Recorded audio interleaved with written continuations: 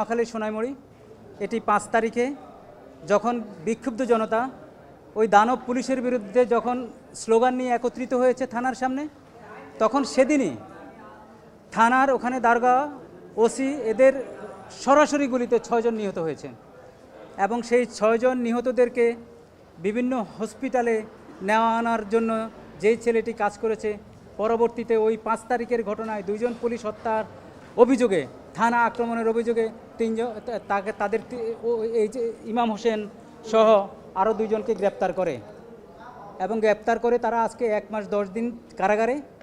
আজকে আমরা এসে বললাম যে ভালো কাজ করে আসামি হওয়া এটা হচ্ছে উৎকৃষ্ট প্রমাণ। এই ছেলেগুলা জীবনের ঝুঁকি নিয়ে সারা দেশে এই যে বিপ্লবের সাথে সংগতি প্রকাশ করে রাজপথে ছিল, তারা গুলির মুখে ছিল এবং তাদের স্বজন হারিয়েছে 6 জন, তাদেরকে নিয়ে হসপিটালে দৌড়াদৌড়ি করাতে ব্যস্ত ছিল। আজকে তারা আসামি হয়ে আজকে তারা 1 মাস 10 দিন জেলে। তো সুতরাং এটা হতে পারে না। আর আমি পাশাপাশি একটা কথা বলেছি, ভেরি সিম্পল, আমাদের মহান স্বাধীনতা যুদ্ধের সময়ও তো আমাদের মুক্তিযোদ্ধাদের আক্রমণে অনেক রাজাকারও তো নিহত হয়েছে, কিন্তু তাদের বিরুদ্ধে মামলা হয়নি, কারণ বিজয়ীদের পক্ষে সবসময় বিজয়ীরা। আমি অনেস্টলি বলেছি আজকে এই কোর্টে যে যারা জীবনের ঝুঁকি নিয়ে 2000 লোক বুলেট বিদ্ধ হয়ে একটা বিপ্লব সাধিত হয়েছে, তাদের আত্মীয় স্বজন তাদের নামে মামলা হবে, যারা পঙ্গুত্ব বরণ করেছে তাদের নামে মামলা হবে, এটা হয় না, এটা হতে পারে না।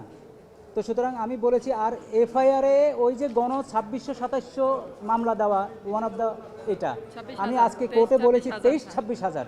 আমি কোর্টে বলেছি আজকে যে এগুলো বন্ধ করার জন্য এখনও আমরা কথা বলে যাচ্ছি, এখনও সংগ্রাম করছি, এখনও আন্দোলন করেছি।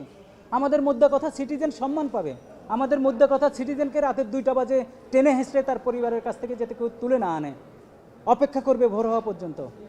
আমরা বলেছি রুল অফ ল এর মাধ্যম ছাড়া কোনোভাবে কোনো বাহিনী কোনো নামে কাউকে যাতে গ্রেপ্তার না করা হয়, যাতে হয়রানি না করা হয়, যাতে মিথ্যা মামলায় যাতে যুগের পর যুগ দিনের পর দিন যাতে জেলে না আটকে রাখা হয়, যাতে বেল নামক প্রহসনে যাতে দীর্ঘদিন ধরে তারা কারাগারে না থাকতে হয়, এই কথা বলেছি। আজকে আপনাদের মুখোমুখি হয়ে বলতে চাই যে যারা আন্দোলনে সরাসরি শরিক ছিল তাদেরকে যাতে কোনোভাবে হেনস্থা না করা হয়, তাহলে শহীদরা কষ্ট পাবে, এই যে আন্দোলনকারীরা ডিমোরালাইজড হবে।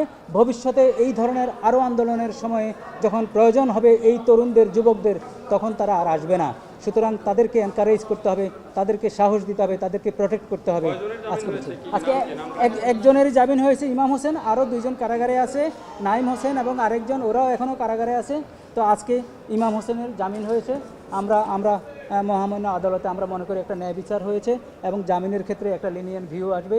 যারা ইনোসেন্ট সিটিজেন, যারা ইনোসেন্ট পিপল, যাদের বাসস্থান আছে, পালিয়ে যাবে না, যারা মামলায় সম্পৃক্ততা খুব রিমোট, তাদেরকে জামিন দেবে, এটাই আমাদের প্রত্যাশা।